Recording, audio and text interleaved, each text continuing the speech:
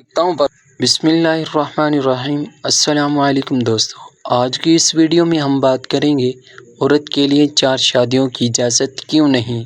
आज की ये वीडियो शुरू करने से पहले अगर आप मेरे चैनल पर नए हैं तो मेरे चैनल को सब्सक्राइब करें और कमेंट में अल्लाह के नामों में से एक नाम ज़रूर टाइप करें, शुक्रिया।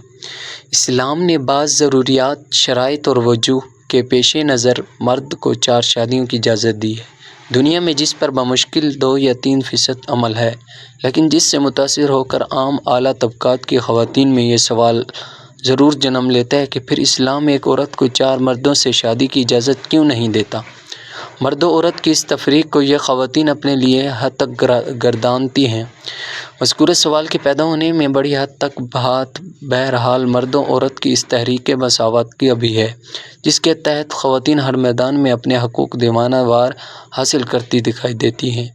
इनके ख़्याल में जब मर्दों औरत दोनों ही बराबर हैं तो मर्दों की मानिंद औरतों को भी एक साथ 4 शादियों की इजाज़त ना देना उनके साथ बस ज़्यादती करना है। दूसरा सबब इस सवाल के पैदा होने का बिल्कुल फितरी है। जिन मर्दों ख़वातीन का मुताला गहरा ना हो और अल्लाह ताला की हिकमतों पर जिनका यकीन महज लरज़ता हो, तो फिर उनके दिलों में इस किस्म के सवालात का अज़ ख़ुद पैदा होना एक लाज़मी अमर सा है। फिर ये सवाल भी इस वक्त मज़ीद दोचंद हो जाता है जब बाज़ ख़वातीन दरस कुरान में सूरह रहमान की तफसीर पढ़ती या सुनती हैं।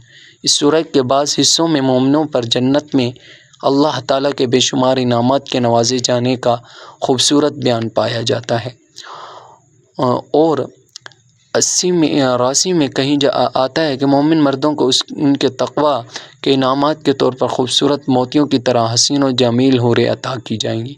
तशरीह में मुदर्रिसीन अहादीस की रोशनी में बयान करते हैं कि इन्हें वहाँ बैक वक्त 70 हूरें अता की जाएंगी। चुनांचे इस मौके पर भी बाज़ ख़वातीन सवाल करती हैं, जब वहाँ मोमिन मर्दों के साथ इतनी ख़ुसूसी नवाज़शात की जाएंगी तो फिर मोमिन औरतों को इतनी नवाज़शात क्यों नहीं दी जाएंगी। इन सवालात के पैदा होने को हम रोक नहीं सकते, जबकि ये सवालात महज मफरूज़ा भी नहीं। हमने इन्हें इस्लामी सेमिनारों और दरूस कुरान में ख़वातीन की जानिब से उठाते हुए ख़ुद सुना है। आज का दौर क्योंकि इल्म, साइंस और मीडिया के इंफिजार का है, इसलिए नापुख्ता या शरीर जहनों में इन सवालों के जन्म लेने से कोई रोक भी नहीं सकता। अगरचे इस सवाल में शर्म व हया के बाद पहलू भी पाए जाते हैं, लेकिन इस्लाम चाहता है कि अक़ली तौर पर पैदा होने वाले शकूक का जवाब देने की कोशिश की जाए, ताकि ये तो फितना सदा के लिए बंद हो जाए या लोग मुकम्मल तौर पर मुतमईन हो जाए। झेल के तौर पर हमको कोशिश करनी चाहिए कि गलत फहमियों को जन्म देने वाले इन सवालात का अक़ली शाफ़ी जवाब दिया जाए। आमतौर पर उलमा, मुस्लिम मुफक्किरीन इस सवाल का महज इतना सा जवाब देकर बात ख़त्म कर देते हैं कि इससे नसब बिगड़ने का ख़तरा खड़ा होता है। हो सकता है कि मज़कूरा शख्सियात इतना मुबहम सा जवाब सिर्फ़ इसलिए देते हैं कि इसकी तफसील में शर्म के बहुत ज़्यादा पहलू पाए जाते हैं। लेकिन इस दौर में जबकि बदकारी के हसूल की मजनूनाना कोशिशें बढ़ती जा रही हैं, महज नसब बिगड़ने के मुख्तसर से जवाब से किसी खातून को 4 शादियों की तलब से नहीं रोका जा सकता। असल बात यह है कि नसब बिगड़ना भी बज़ाते ख़ुद कोई बहुत मामूली बात नहीं। इसमें तो रिश्ते के हलाल व हराम और विरासत के पेचीदा मसाइल सामने आते हैं। जिस औरत के 4 शौहरों और फिर एक बच्चा जन्म ले तो बजा तौर पर सवाल पैदा होता है कि अब इसका बाप कौन है। ज़ाहिर है कि बाप की शनाख्त तो अब नहीं की जा सकती। आज का वो दौर तो नहीं कि बच्चे की पैदाइश के बाद कोई औरत किसी क्याफा शनास को बुलाए और वो किसी एक मर्द के सर पर हाथ रख कर कह दे कि फ़लाँ शख्स इसका बाप है। उधरती बात है कि ये शनाख्त भी महज एक क्याफा है। लिहाजा इस सूरत में या तो चारों मर्द इस बच्चे के बाप होंगे, जो किसी भी लिहाज से मुमकिन नहीं, या फिर इनमें से कोई भी बाप नहीं। ज़ाहिर है कि यह भी एक लग़व बात है, क्योंकि बच्चा तो सामने लेटा हुआ है। इधर आज की दुनिया में हर दस्तावेज़ पर बेटे और बेटी की वल्दियत लिखनी ज़रूरी है। इस तरह अगर 1 से 2 और 2 से 3 बच्चे पैदा हो गए तो दूसरा मरहला ये सामने आएगा कि अब इस बच्चे या बच्चों की कफ़ालत कौन करेगा। चूँकि मामला भारी अखराजात का है, इसलिए इन चारों में से कोई भी मर्द इनकी कफ़ालत के लिए तैयार ना होगा, क्योंकि इसका ख़र्चा उठाऊँ मैं, कोई इसका बाप थोड़ी हूँ। बेशक बच्ची जाहिल रह जाए या मर जाए, लिहाजा अब जो कुछ भी भुगतना होगा वो इस अकेली औरत को ہوگا جو ناممکنات میں سے ہے۔ پھر سوال محض بچے کے اخراجات کا بھی نہیں، گوشت پوست کا یہ بچہ ماں باپ کی شفقت رحمت چاہتا ہے تو اب اسے یہ شفقت و رحمت کون دے گا، بچہ یا بچی؟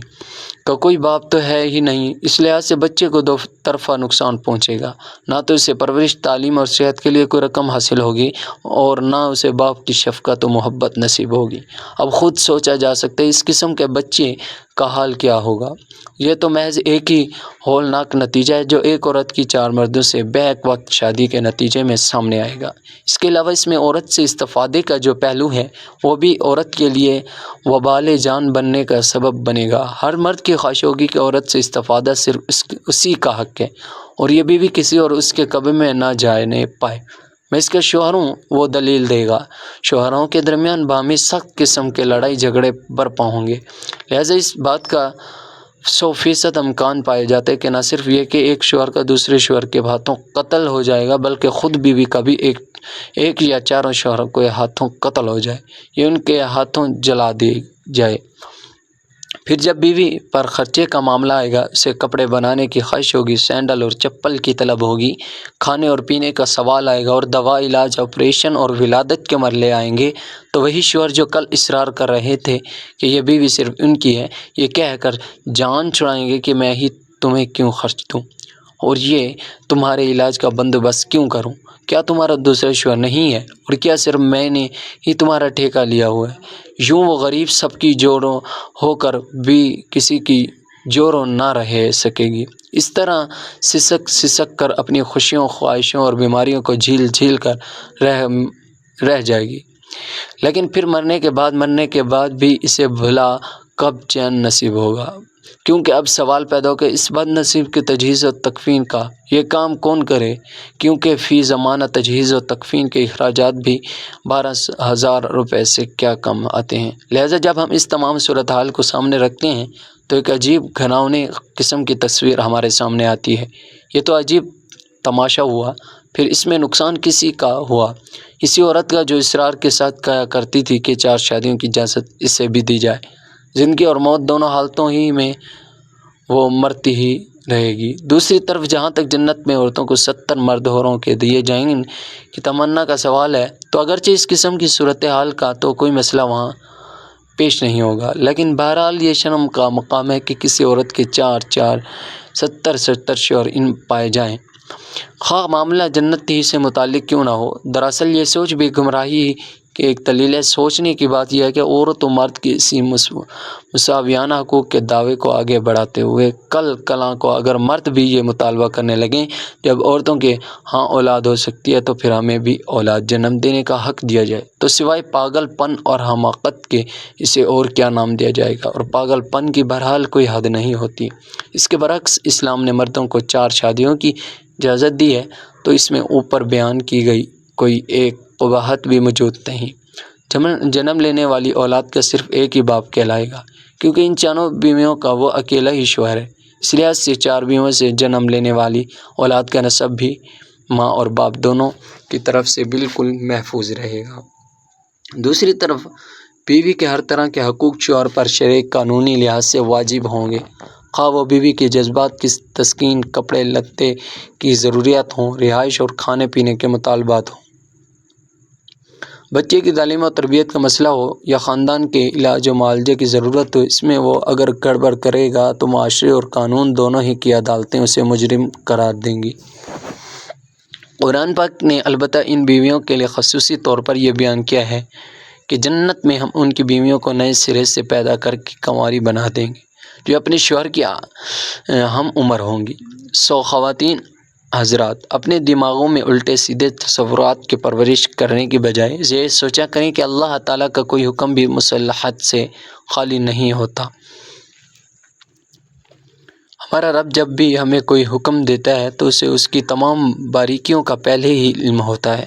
اس نے خود ہی کہا ہے، کیا وہی نہ جانے گا جس نے پیدا کیا ہے، اور وہ تو بڑا ہی باریک بین اور بڑا ہی باخبر ہے۔